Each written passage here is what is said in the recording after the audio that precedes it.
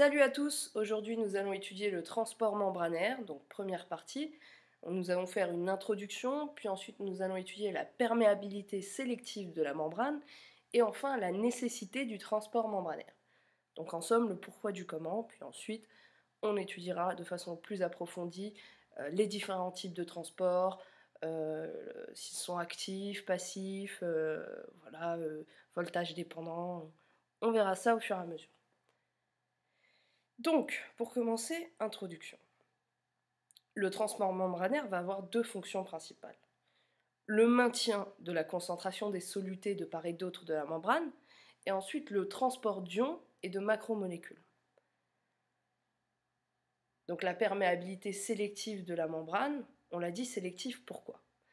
Parce que de façon en diffusion simple, c'est-à-dire sans faire appel à des transporteurs, à des perméases, la membrane va laisser passer librement certains éléments.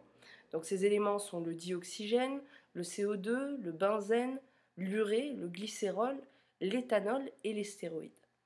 Les stéroïdes qui, je le rappelle, sont des substances lipophiles, et sachant que la membrane est exclusivement, pratiquement composée de phospholipides, il y a beaucoup plus de facilité pour les substances lipophiles de passer librement à travers la membrane, tandis que pour les grosses macromolécules hydrophiles, il va falloir faire appel à des transporteurs, à des perméases.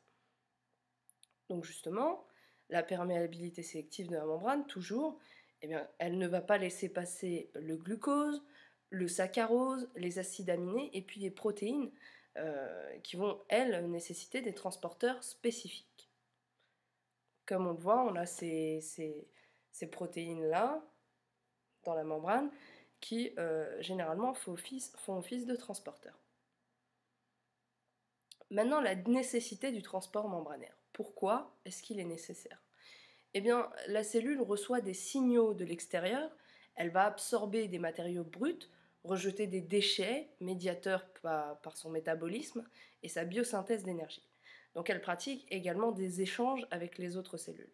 Donc la cellule est en communication constante avec son environnement externe et a besoin d'établir un système de transport membranaire.